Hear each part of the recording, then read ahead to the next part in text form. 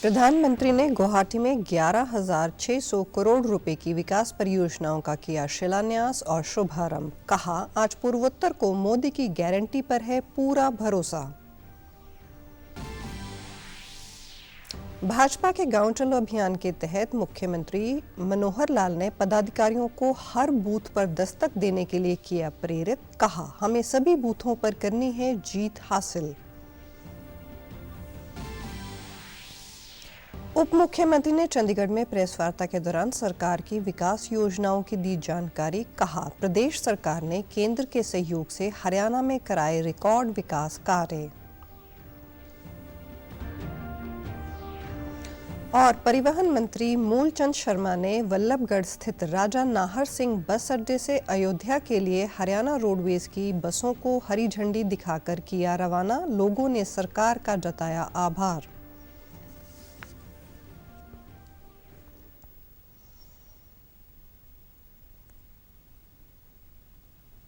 नमस्कार, मैं हूं शैली तनेजा। अब समाचार विस्तार से। प्रधानमंत्री नरेंद्र मोदी ने 2 दिवसीय असम यात्रा पर राज्य के विकास के लिए 11,600 करोड़ रुपए की परियोजनाओं का उद्घाटन और शिलान्यास किया। इस मौके पर उन्होंने कहा कि बीते 10 साल में असम सहित पूरे पूर्वोत्तर भारत में मौजूदा सरकार ने समुचित विकास किया है।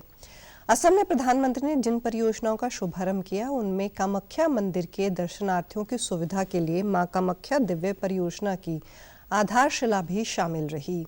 ये तीर्थ यात्रियों को विश्व स्तरीय सुविधाएं उपलब्ध करवाएगी। प्रधानमंत्री ने कहा कि भाजपा सरकार विकास और विरासत दोनों को एक साथ लेकर कार्य कर रही है। पूर्वोत्तर की जनता को मोदी की गारंटी पर पूरा भरोसा है। हमारे तीर्थ, हमारे मंदिर, हमारी आस्था के स्थान ये सिर्फ दर्शन करने की ही स्थली है ऐसा नहीं है। ये हजारों वर्षों की हमारी सभ्यता की यात्रा की अमिट निशानियां है। दुर्भाग्य से आजादी के बाद जिन्होंने लंबे समय तक देश में सरकारें चलाई वो भी आस्था के इन पवित्र स्थानों का महत्व समझ नहीं पाए। कोई भी देश अपने अतीत को ऐसे मिटाकर, ऐसे भुलाकर, अपनी जड़ों को काटकर कभी विकसित नहीं हो सकता।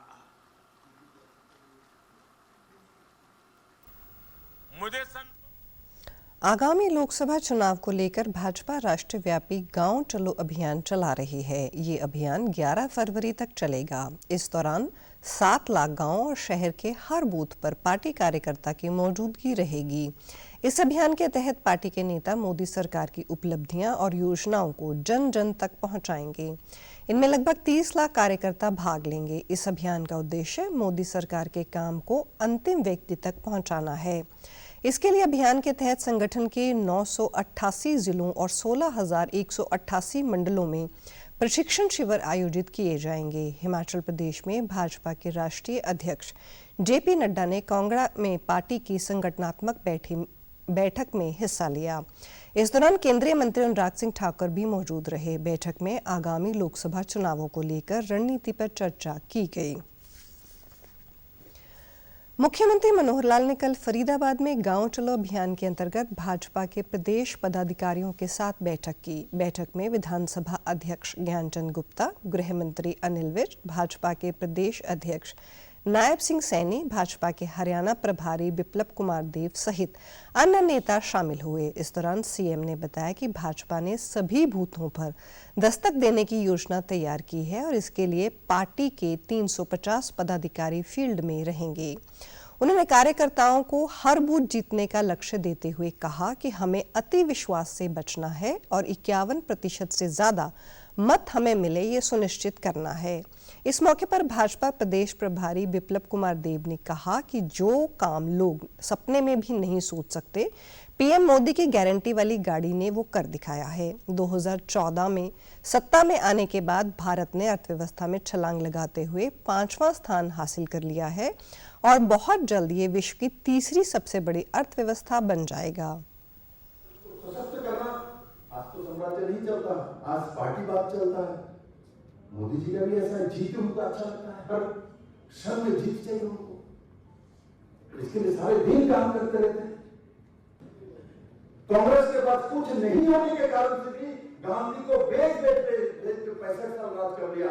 हम तो जनता को बीच जनता को साथ लेके अभी जब बजट प्रस्तुत किया निर्मला जी ने वो दिखा दिया जो हमने लगभग 25 करोड़ लोगों को गरीबी रेखा के ऊपर लाया है।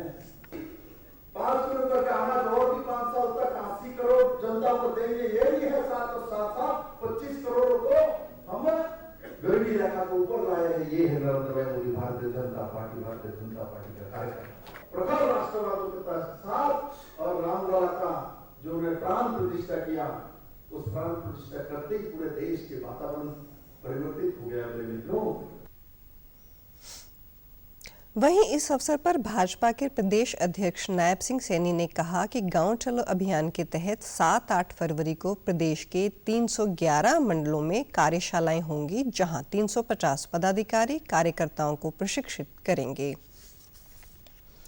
उप मुख्यमंत्री दुष्यंत चौटाला ने आज चंडीगढ़ में प्रेस वार्ता को संबोधित करते हुए प्रदेश में चल रही सरकार की अनेक योजनाओं की जानकारी दी। इस दौरान उन्होंने कहा कि प्रदेश सरकार ने केंद्र के सहयोग से हरियाणा में रिकॉर्ड विकास कार्य करवाए हैं। यहां लोगों का जीवन बेहतर और सुगम बनाने के लिए शिक्षा, स्वास्थ्य, रोजगार और किसानों के कल्याण के लिए विभिन्न परियोजनाएं चलाई जा रही हैं। उन्होंने कहा कि हमारी सरकार ने पिछले 4.25 साल में रोड इंफ्रास्ट्रक्चर को बेहतर बनाने के लिए कई कदम उठाए हैं। इसके तहत 15,000 किलोमीटर से भी ज्यादा सड़कों पर रिपेयर और पैचवर्क करवाए हैं। साथ ही प्रदेश में 1550 किलोमीटर नया रोड नेटवर्क तैयार किया है। पिंजौर का, झज्जर का, छोटे बड़े 12 नेशनल हाईवेज के बाईपासेस, जिसमें 2 नई एडिशन जींद और उचाड़ा बाईपास की है।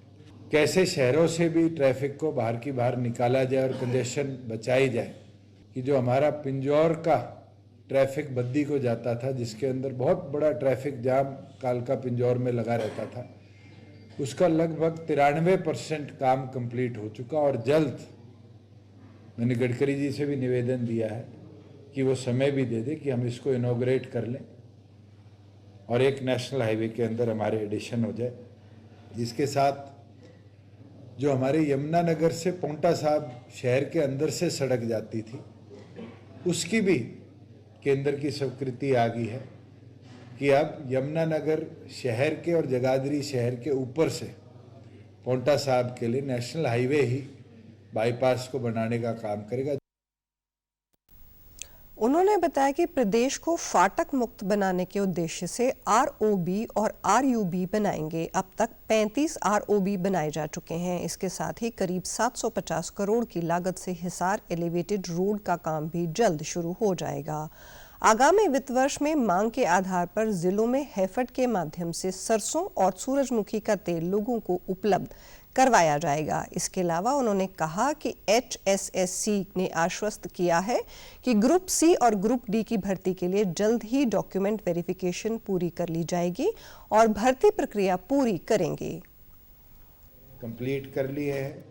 52 आरओबी हैं जो अगले 6 महीने में कंप्लीट हो जाएंगे और 43 आरओबी हैं जिनका काम रेलवे को ड्राइंग्स का या अप्रूवल्स का ऑलरेडी हो चुका है और इनका भी कंस्ट्रक्शन फेज जल्द शुरू हो जाएगा। और इसके बाद हरियाणा प्रदेश के अधिकतम जो ODRs, MDRs, उन सब पे कोई भी रेलवे फाटक आने वाले भविष्य के अंदर हमें देखने को नहीं मिलेगा। जो अब फाइनेंशियल ईयर शुरू होगा, इस फाइनेंशियल ईयर में अपॉन रिक्वेस्ट जो डिस्ट्रिक्ट से आएंगी बैलेंस अप्रोच में आम नागरिक को दोनों तरह का तेल, सरसों का तेल भी और सूरजमुखी का तेल, मस्टर्ड ऑयल के साथ साथ सनफ्लावर ऑयल भी हम हैफेड का उपलब्ध कराएंगे। नागरिक जो लेना चाहे वो उसके डिस्ट्रिक्ट की जो रिपोर्ट हमें आएगी हेड ऑफिस में, उसको बैलेंस कर कर हम लाभार्थियों को दिलवाना चाहेंगे। फरीदाबाद के बल्लभगढ़ स्थित राजा नाहर सिंह बस अड्डे से आज अयोध्या के लिए हरियाणा रोडवेज की बस को परिवहन मंत्री मूलचंद शर्मा ने हरी झंडी दिखाकर रवाना किया। इस मौके पर भाजपा विधायक नरेंद्र गुप्ता और सीमा त्रिखा भी मौजूद रहे। इस दौरान परिवहन मंत्री समेत सभी विधायकों ने सीकरी गांव तक बस में सफर किया और यात्रियों के लिए सुखद यात्रा की कामना की। परिवहन मंत्री ने अयोध्या के लिए बस सेवा शुरू होने पर सभी लोगों को बधाई देते हुए कहा कि आगामी समय में लग्जरी बसें भी अयोध्या के लिए चलाई जाएंगी। ये बस प्रतिदिन बल्लभगढ़ बस अड्डे से सुबह 8:30 बजे अयोध्या के लिए रवाना होगी और अयोध्या से सुबह 9:30 बजे वापस बल्लभगढ़ के लिए चलेगी। 960 रुपए एक तरफ का किराया है। उन्होंने कहा कि अन्य जिलों में भी मांग के अनुसार रोडवेज की बसें अयोध्या के लिए चलाई जाएंगी। विधायक नरेंद्र गुप्ता और विधायिका सीमा त्रिखा ने भी खुशी जाहिर करते हुए कहा कि अब फरीदाबाद के लोग भी बिना किसी परेशानी के रोडवेज की बसों के माध्यम से अयोध्या स्थित रामलला के दर्शन कर पाएंगे। तो बधाई बहुत बहुत। और 500 साल के बाद जिसकी लोग कहा करते थे ना मुहूर्त होगा, ना समय बताएंगे, ना स्थान बताएंगे, आज बल्लौर से जो बस की शुरुआत हुई है, हम सारे साथी तीनों विधायक बैठ के चल रहे हैं और अयोध्या धाम प्रदेश के मुख्यमंत्री का धन्यवाद करो जिन्होंने हरियाणा परिवहन की शुरुआत की है और आम व्यक्ति को इसको लाभ मिलेगा। जिसको व्यक्ति को सुबह बैठेगा दूसरे दिन अयोध्या से आएगा, भगवान राम के दर्शन करेगा, जहाँ भगवान राम के लिए इतनी बड़ी लड़ाई लड़ी गई और न्यायपालिका ने जो हमको दिया, देश के प्रधानमंत्री कहते संतों ने, ऋषियों ने, मुनियों ने सब कुछ अपना न्यौछावर कर दिया, हम उसके दर्शन करेंगे उस धाम के।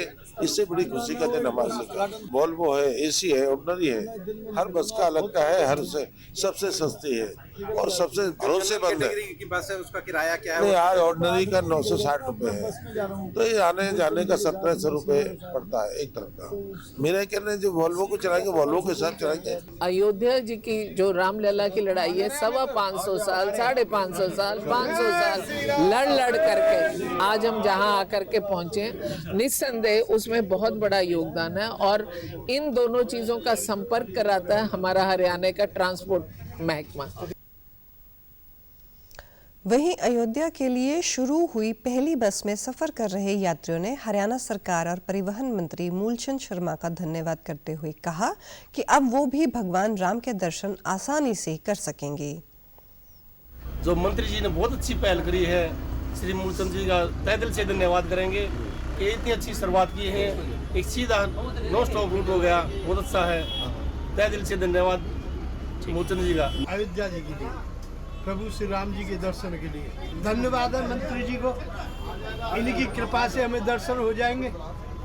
हाँ, इनने ये पहल बहुत अच्छी चलाई है, जो जा भी नहीं सकते वो भी लोग पहुंच जाएंगे दर्शन के लिए। मुझे बहुत अच्छा लग रहा है कि मैं अयोध्या जा रहा हूँ राम जी के दरबार। मुझे बहुत अच्छा लग रहा है। मंत्री जी ने जो गाड़ी शुरू की है अच्छी बात है और गाड़ियाँ शुरू करती जाए। अयोध्या में भगवान राम की प्राण प्रतिष्ठा के बाद हर कोई राममय है। आस्था का ऐसा सैलाब पहले कभी देखने को नहीं मिला। इसी क्रम में भगवान श्री राम की महिमा डाक टिकटों के माध्यम से देश व दुनिया में प्रसारित हो रही है। रामायण से जुड़े चरित्रों और कथानकों पर ये डाक टिकट जारी किए गए हैं। अंबाला छावनी के GPO में भी ये टिकटें उपलब्ध हैं। प्रवर डाकपाल हरीश कुमार ने बताया कि अयोध्या में रामलला की प्राण प्रतिष्ठा से पहले प्रधानमंत्री ने राम मंदिर को समर्पित 6 विशेष स्मारक डाक टिकट जारी किए थे। इनमें श्री राम जन्मभूमि मंदिर के साथ साथ भगवान गणेश, भगवान हनुमान, जटायु, केवटराज और माता शबरी पर जारी किए गए डाक टिकट शामिल हैं। चंदन की खुशबू से सुवासित इन डाक टिकटों में सूर्यवंशी राम के प्रतीक सूर्य की छवि के साथ पुण्य नदी सरयू का चित्र भी है। मंगल भवन अमंगल हारी, द्रौ सो दशरथ अजिर बिहारी चौपाई के माध्यम से राष्ट्र के मंगल की कामना की गई है। और इसके बीच में हमारी सुगंधित है। हमारे पास राम की जो हमारे ऐतिहासिक है उस सब का विवरण दिखाते हुए स्टैम्प्स 6 दिखाई गई हैं। इन स्टैम्प्स के ऊपर हमारे राम से जुड़े सभी तथ्य आधारित हैं जो सब देख के जान लें। ये हमारे पास लिमिटेड स्टॉक में आई है। जो हमारे फ्लैट लिस्ट है जिनका अकाउंट हमारे पास यहाँ पर चल रहा है उनको डिस्ट्रीब्यूट की जाएगी। उसके बाद आएगी इसकी सप्लाई तो हम पब्लिकली भी इसको सर्व कर पाएंगे। टिकट लेने आए लोगों ने खुशी जताते हुए कहा कि वे इस टिकट को याद के तौर पर संभाल कर रखेंगे। इसके माध्यम से उन्हें भारतीय संस्कृति की झलक भी देखने को मिलेगी। राम मंदिर की स्टैंप बहुत ही सुंदर स्टैंप इंडिया पोस्ट के द्वारा जारी की गई है, जो कि आज मैंने ली है। ये देखिए बहुत सुंदर स्टैंप है। ये एक मेमोरी है सर। मेरे को तो इंतज़ार था ऐसी स्टैंप्स का रहता है, और जैसे ही आई है मैंने पहले बुक कर फर्स्ट ये लिया है। बहुत सुंदर स्टैंप है। एक हमारी मेमोरी डाउन लाइन पे चली जाएगी है, हमेशा के लिए यादगार बन गया है। इंडिया पोस्ट द्वारा बहुत अच्छा मतलब इनिशिएटिव उठाया जाता है। कुछ भी नया इंडिया में होता है। हेड पोस्ट ऑफिस से ये जीपीओ से ये खरीदा है ताकि मैं अपने बच्चों को दे सकूँ और बच्चे आगे जो है हमारी आध्यात्मिकता इसमें कुछ महसूस कर सकें और हमारे बुजुर्गों की जो वैल्यूज़ हैं उनको सीख सकें, जान सकें। इसलिए मैंने ये खरीदा है और ये मैं आगे भी उनको गिफ्ट दूंगा, दूसरे बच्चों को भी। अभी मैंने फिलहाल ये लिया है। इसके अंदर 6 स्टैम्प्स हैं जो कि भगवान राम के जीवन से संबंधित घटनाओं को दर्शाती हैं, जिनमें सभी घटनाएं विस्तृत तौर पर लिखी गई। उपराष्ट्रपति जगदीप धनखड़ की पत्नी सुदेश धनखड़ ने कल फरीदाबाद में चल रहे अंतर्राष्ट्रीय सूरजकुंड मेले में शिरकत की। उन्होंने इस दौरान विभिन्न स्टॉल पर जाकर बुनकरों, हस्तशिल्प कलाकारों और शिल्पकारों के बने उत्पादों को देखा तथा उनकी हौसला अफजाई की। उन्होंने सबसे पहले थीम स्टेट गुजरात की खादी स्टॉल का अवलोकन किया तथा परिधानों की जानकारी ली। उन्होंने स्वयं सहायता समूह के स्टॉल का भी दौरा किया और समूह के द्वारा तैयार किए गए उत्पादों की सराहना करते हुए उन्हें आगे बढ़ने के लिए प्रोत्साहित किया। साथ ही उन्होंने विभिन्न देशों से आए कलाकारों से भी मुलाकात की। वहीं नगाड़ा पार्टी को लेकर पलवल से आई सुभाषन पार्टी का जलवा मेले के प्रांगण में देखने को मिल रहा है। इस पार्टी में शामिल 60 वर्ष से अधिक के वरिष्ठ नागरिकों द्वारा बड़े ही जोश के साथ नगाड़ा बजाया जा रहा है, जिसके सामने नौजवानों का जोश भी फीका पड़ रहा है। पार्टी के मुखिया सुभाष ने बताया कि वे अपने पुरखों की कला को जीवित रखे हुए हैं। उन्होंने सैकड़ों वर्षों पुरानी संस्कृति को संजो कर रखने में बड़ा आनंद मिलता है। हमारा तो एक ही मकसद होता है, एक अपनी भारत की और अपनी हरियाणा की संस्कृति को बचाते हुए ऐसा कार्य करने में हमें बहुत ही अच्छा लगता है। जोश पूरा है। हमारे दादा परदादाओं से ये प्रतिक्रिया चली आ रही है। ये हमारा होली पे कार्यक्रम होता है, जो नगाड़ा जो चलता है ये होली से चल जाता है, 1 महीने पहले से चल जाता है। भरपूर मनोरंजन करेंगे अपनी तरफ से। मेरी 67 साल की उम्र है। 67 साल की उम्र और जैसे आपने जोश तो ये इसलिए है ना कि देशों में देश हरियाणा जिस दूध दही का खाना, जब खान पान हमारा सही रहेगा तो देश के बच्चे नौजवान साथी सभी ठीक रहेंगे। यदि खान पान ठीक नहीं रहेगा तो फिर तो बेकार है। थकावट नहीं होगी, कभी भी नहीं होगी। मेरी 65 साल की उम्र है। हाँ सारे लगभग लग रहा है कि 60 के प्लस ही है। हाँ जी, सब 60 के प्लस ही है। हाँ जी। 87। आप इस चांदट से हैं? चांदट से। तो कितने सालों से जो है आप इस? मैं इतने बड़े 14 साल से गा रहा हूँ, 14 साल से चल रहा हूँ। हरियाणा की संस्कृति से जुड़े हो, हमारी जो संस्कृति है पुरानी वो चलती रहे। हमारे बालक भी या चलाते रहे। बालक भी भाग लेते हैं आपके साथ? बालक भी रहते हैं। करनाल के घरोंडा स्थित सब्जी उत्कृष्टता केंद्र में आज से 2 दिवसीय सब्जी एक्सपो 2024 का शुभारंभ हुआ। बागवानी विभाग के संयुक्त निदेशक मनोज कुंडू ने मेले का उद्घाटन किया। मेले में किसानों को सब्जी उत्पादन की नई विधियों की जानकारी दी जा रही है। साथ ही यहां विभिन्न कंपनियां और प्रगतिशील किसानों द्वारा अपने उत्पादों व तकनीक से संबंधित प्रदर्शनी लगाई गई है। बागवानी विभाग के संयुक्त निदेशक ने मीडिया से बातचीत में कहा कि किसान संरक्षित खेती को सब्जी उत्कृष्टता केंद्र तक सीमित न रहकर इस तकनीक को प्रदेश के हर किसान के खेत तक पहुंचाने का लक्ष्य रखना होगा। इसके लिए उन्होंने कृषि अधिकारियों से तेजी से काम करने की बात कही। विभागीय अधिकारी प्रदेश के हर जिले में जाकर किसानों को संरक्षित खेती करने के लिए प्रेरित करेंगे और किसानों को इसके होने वाले फायदे व मुनाफे के बारे में अवगत करवाएंगे। उन्होंने कहा कि कीटनाशकों के अंधाधुंध प्रयोग से भूमि बंजर होती जा रही है, भूमि का पानी कम और प्रदूषित हो गया है, जिसे प्राकृतिक खेती के माध्यम से ही ठीक किया जा सकता है। संयुक्त निदेशक ने किसानों से जहर मुक्त खेती की ओर बढ़ने की बात कही। ये तकनीक है, ये बड़ी हाई कॉस्ट तकनीक है। सरकार का भी पूरा प्रयत्न रहता है कि किसानों को सब्सिडी प्रोवाइड की जाए, लेकिन उसके बाद भी किसान के अपनी पॉकेट से काफी पैसा लग जाता है और हर किसान उतने पैसा अफोर्ड नहीं कर सकता है। तो इसलिए कम किसान ही इसमें जो अफोर्ड कर सकते हैं वो आते हैं और बीज भी बड़ा महंगा होता है। देखो किसान अन्नदाता है और किसान हम कहें कि एक वैज्ञानिक भी है और उसको दिन और रात उसके मन में एक ही रहता है कि मैं अच्छे से अच्छी फसल कैसे उगाऊं और उसको मार्केट तक लेकर जाऊं ताकि कंज्यूमर तक पहुंचे। तो अच्छे से अच्छा प्रोडक्ट बनाने की कोशिश करता है और हमारे किसान भी दिन और रात इसी कोशिश में रहते हैं और जिन्होंने यहाँ प्रदर्शनी लगाई हुई किसानों ने, उनकी भी यही कोशिश रहती है कि हम अच्छे से अच्छा ज्यादा से ज्यादा हमारी टेक्नोलॉजी उसको दूसरे किसान भाइयों तक हम पहुँचा पाए। मेले में आए किसानों ने कहा कि सब्जी एक्सपो में उन्हें बागवानी खेती से संबंधित नई तकनीकों की जानकारी मिली है, जिसे अपनाकर वे अपनी आमदन बढ़ा सकेंगे। इसमें विटामिन सी, ओ आयरन, ऑक्सीटोसिन की मात्रा होती है जी।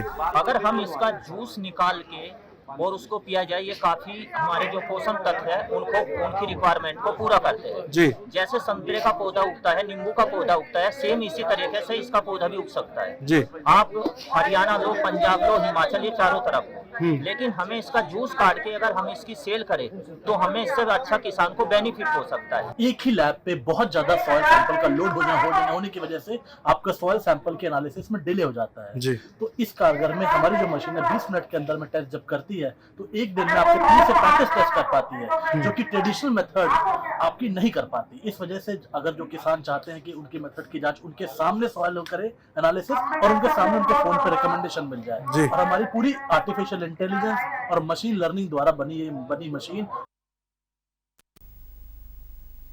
आज विश्व कैंसर दिवस है। इस दिन को मनाने का उद्देश्य कैंसर जैसी गंभीर और जानलेवा बीमारी को लेकर लोगों में जागरूकता फैलाना है। दिल्ली में विश्व कैंसर दिवस के मौके पर जवाहरलाल नेहरू स्टेडियम में आयोजित स्तन कैंसर जागरूकता वॉकाथॉन में सैकड़ों लोगों ने हिस्सा लिया। 2022 से विश्व कैंसर दिवस को एक ही थीम के साथ मनाया जा रहा है और इसकी थीम है close the care gap, everyone deserve access to cancer care. महिलाओं में ब्रेस्ट कैंसर के बाद दूसरे नंबर पर कैंसर से मौत का कारण सर्वाइकल कैंसर होता है। केंद्र सरकार ने इस बार अंतरिम बजट में महिलाओं में होने वाले सर्वाइकल कैंसर की रोकथाम के लिए एक बड़ा फैसला लिया है। इसके तहत बाजार में महंगे दामों पर मिलने वाले टीके को सरकार 9 वर्ष से 14 वर्ष तक की बालिकाओं को लगवाएगी। सरकार का यह फैसला सर्वाइकल कैंसर से होने वाली मौतों की रोकथाम के लिए महत्वपूर्ण कदम साबित होगा। पीजीआई चंडीगढ़ के भार्गव ऑडिटोरियम में कल 10वां अनुसंधान दिवस मनाया गया। इस मौके पर आईसीएमआर के निदेशक डॉक्टर राजीव बहल ने बतौर मुख्य अतिथि शिरकत की। इस दौरान भार्गव ऑडिटोरियम के बाहर और जाकिर हॉल में करीब 400 रिसर्च प्रदर्शित किए गए। इसमें शोधकर्ताओं को कैटेगरी वाइज सम्मानित किया गया। इस मौके पर प्रोफेसर राजीव बहल ने कहा कि रिसर्च एक तरह से राष्ट्रीय सेवा है। पीजीआई जैसे संस्थान में उपलब्ध फैकल्टी से उम्मीद है कि वह इस काम को और तेजी से आगे बढ़ाएं। कोविड के बाद से समस्याएं तेजी से बढ़ी हैं और ऐसे में हमारी भूमिका और भी ज्यादा महत्वपूर्ण हो जाती है।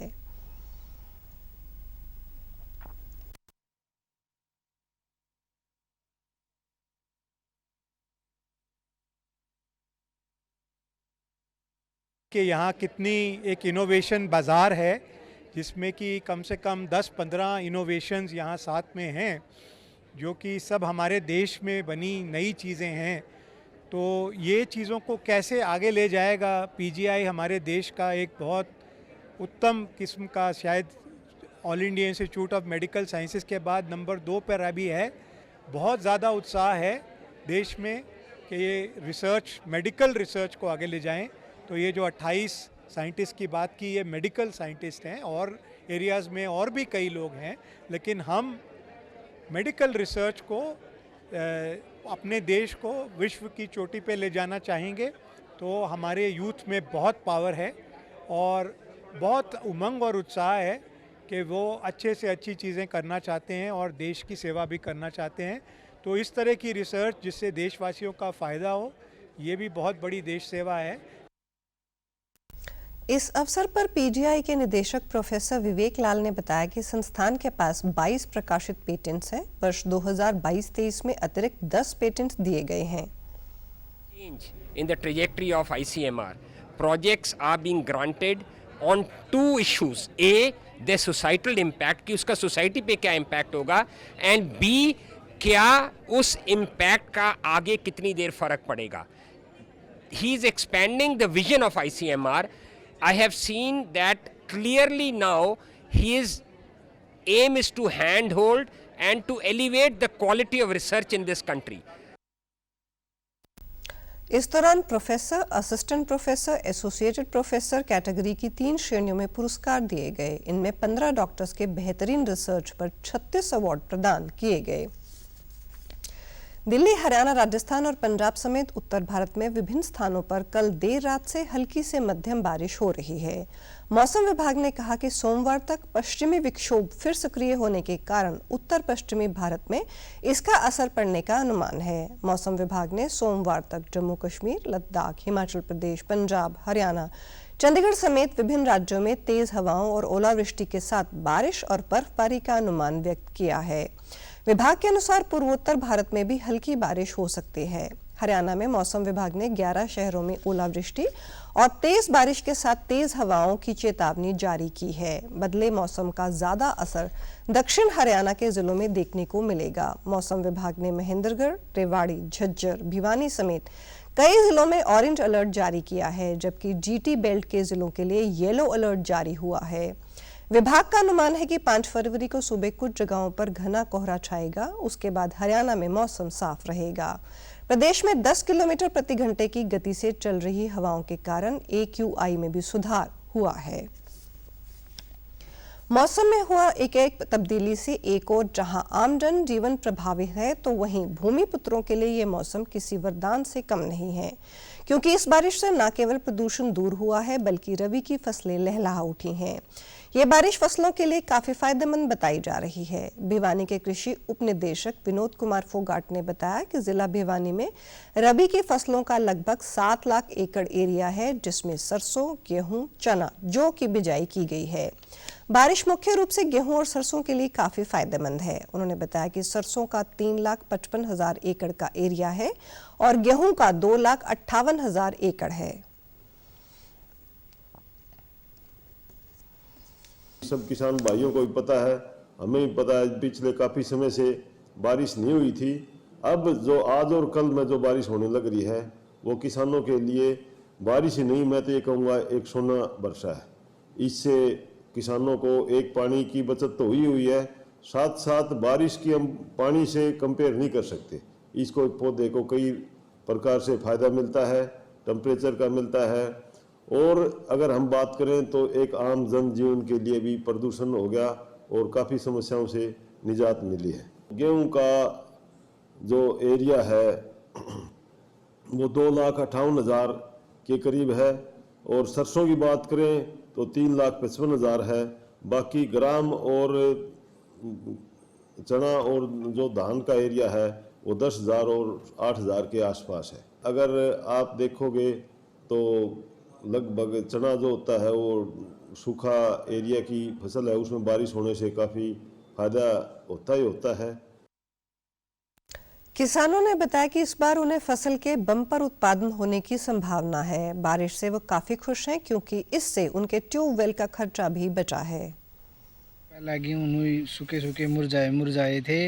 बारिश होने के बाद में गेहूँ की फसल भी बढ़िया चल पड़ी और सरसों में घना फायदा हो गया जी। और बारिश से भाई खेती में जो अड़सा था वो भी धो गया और बारिश के घने फायदे हो गए जी।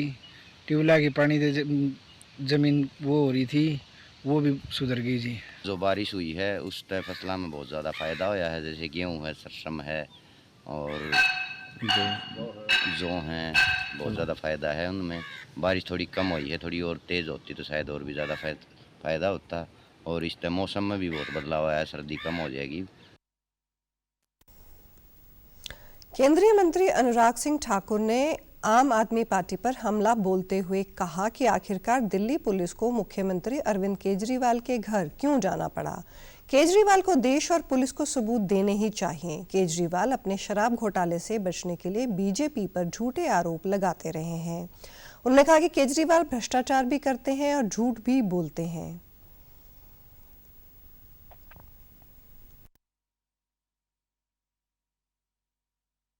आखिरकार दिल्ली पुलिस को अरविंद केजरीवाल जी के यहाँ क्यों जाना पड़ा?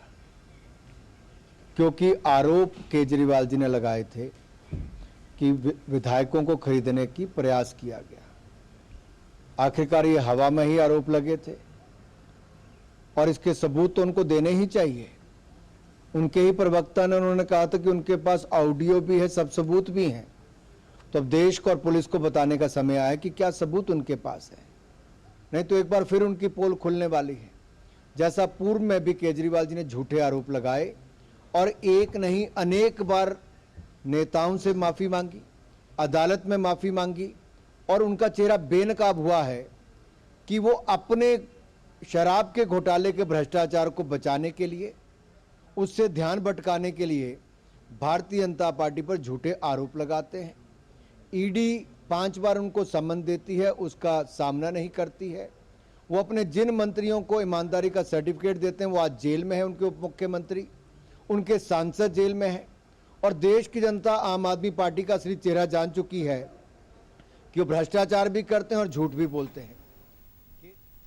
इसके अलावा केंद्रीय मंत्री अनुराग सिंह ठाकुर ने कहा कि मोहब्बत की दुकान में अब नफरत का सामान बिक रहा है, गठबंधन बिखर रहा है। अब तो ममता बनर्जी भी कह रही हैं कि कांग्रेस को आगामी चुनाव में 40 सीटें भी नहीं मिलेंगी।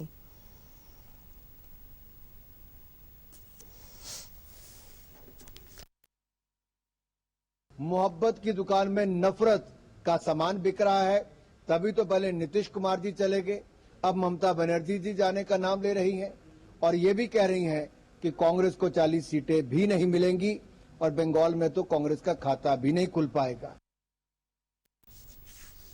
समाचारों में आज इतना ही। नमस्कार।